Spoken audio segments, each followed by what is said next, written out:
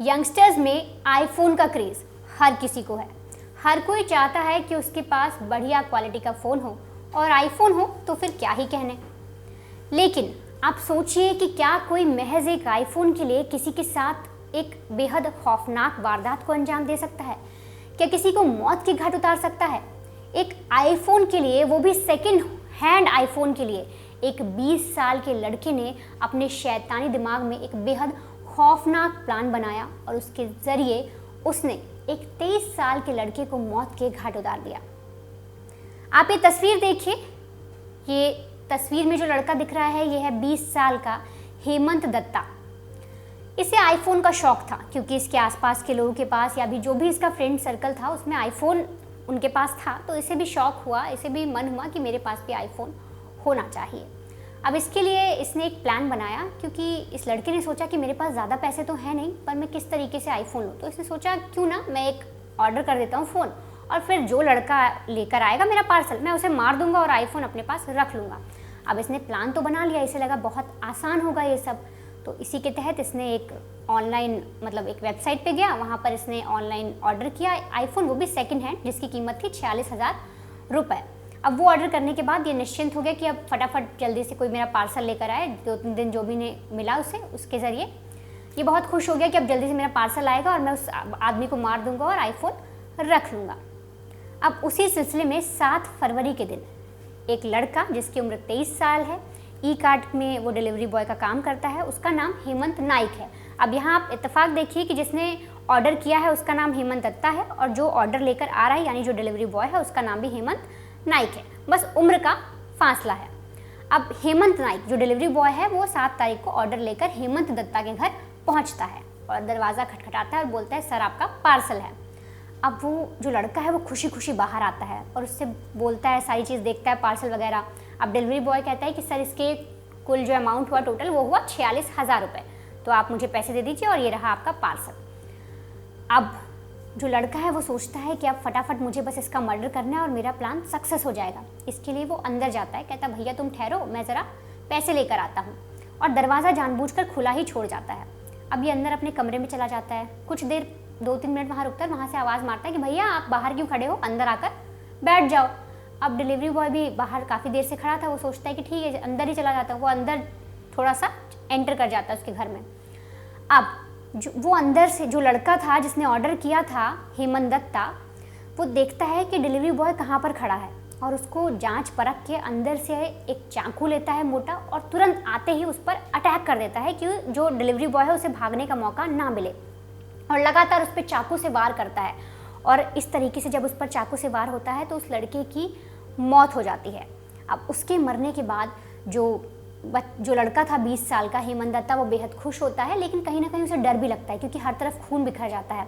अब इसके लिए फटाफट वो अपनी फर्श को पूरा साफ़ करता है, दाग धब्बे सारे मिटाता है। उसके बाद जो उसकी लाश थी उसको कवर करता है पॉलीथीन से, बोरे से, हर तरीके से उसको कवर करके अपने घर में ही छुपा लेता है।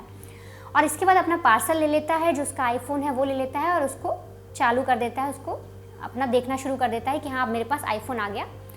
और एक तरीके से वो खुश भी हो जाता है, वो एक तरीके से भूल जाता है कि हाँ मेरे हाथों कोई कत्ल भी हुआ है। इधर वो आईफोन के खूब मज़े लेता है, लेकिन फिर उसे धीरे धीरे रियलाइज़ होता है कि मैंने एक मर्डर भी किया है, अब इसके लिए मुझे उसे ठिकाने लगाना होगा। तो इधर जो वो लड़का है जो 20 साल का हेमंत दत्ता है वो उस आईफोन को भी इंजॉय करता है, साथ ही उसके दिमाग में एक चीज़ ये भी चल रही थी कि मैंने एक खून किया है तो मुझे किसी तरीके से इस लाश को भी ठिकाने लगाना है।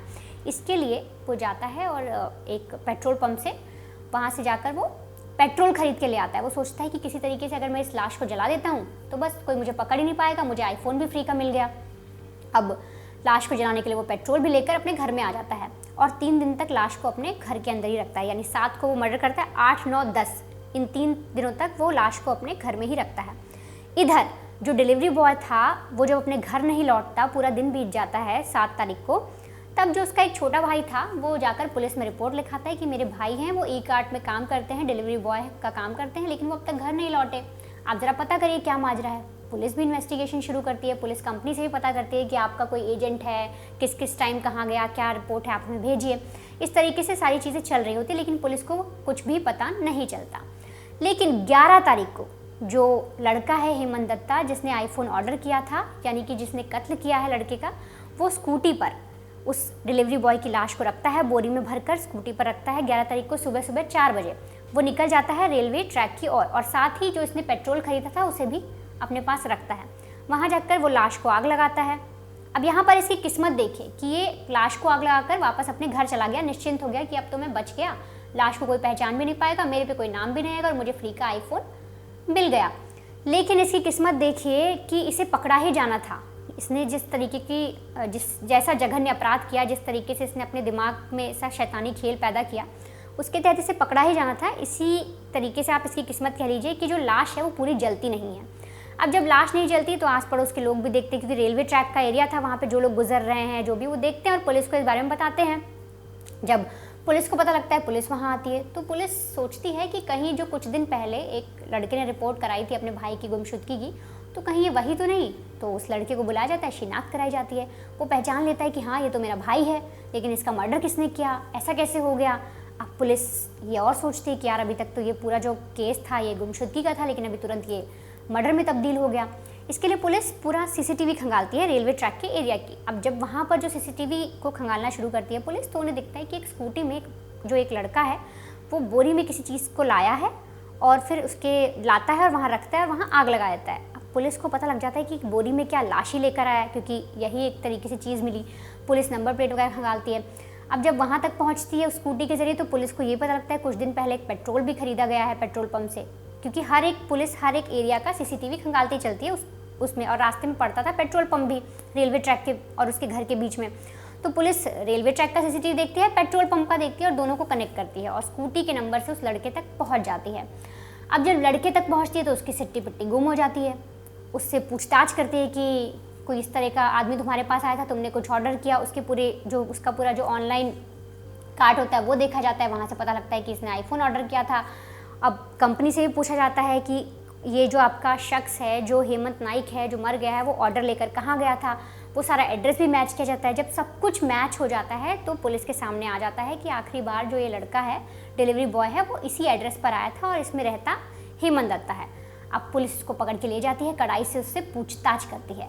अब जब लड़के से पुलिस पूछताछ करती है तो वो लड़का डर जाता है, क्योंकि उसकी उम्र 20 साल थी। उसने अपने दिमाग में प्लान ज़रूर बनाया कि मुझे किसी को मारना है, लेकिन पुलिस के सामने उसकी हालत ख़राब हो जाती है, वो टूट जाता है और पुलिस को बताता है कि उसे एक आईफोन चाहिए था, उसके पास पैसे नहीं थे और जो कीमत थी वो 46,000 थी, इसलिए उसने एक सेकंड हैंड फ़ोन को ऑर्डर किया और जब लड़का लेकर आया तो उसने उसे मार दिया। साथ ही उसने 3 दिन तक लाश को अपने साथ रखा, पेट्रोल पंप पर जाकर पेट्रोल भी खरीदा और उसके बाद उसे जलाया। और उस लड़के को लग रहा था कि जब बॉडी जल जाएगी तो वो पकड़ा नहीं जाएगा, लेकिन इसके बिल्कुल उल्टा हो गया। लड़का पकड़ा गया और उसने अपना गुनाह भी कबूल कर लिया। फिलहाल इस पूरे केस में पुलिस अपनी आगे की कार्रवाई कर रही है और भी कुछ पता लगाने की कोशिश कर रही है कि क्या लड़का की जो स्थिति है, क्या मतलब उसने पहले कभी इस तरीके की चीज़ों को अंजाम दिया है, या उसकी जो स्थिति है वो मानसिक कैसी है, क्या वो लड़का फैमिली में कौन कौन है, किस तरीके से रहता है, यहाँ अकेले उसने खुद ये प्लान बनाया या उसके साथ कुछ और लोग भी शामिल थे। तो ये सब चीज़ें पुलिस पता लगा रही है।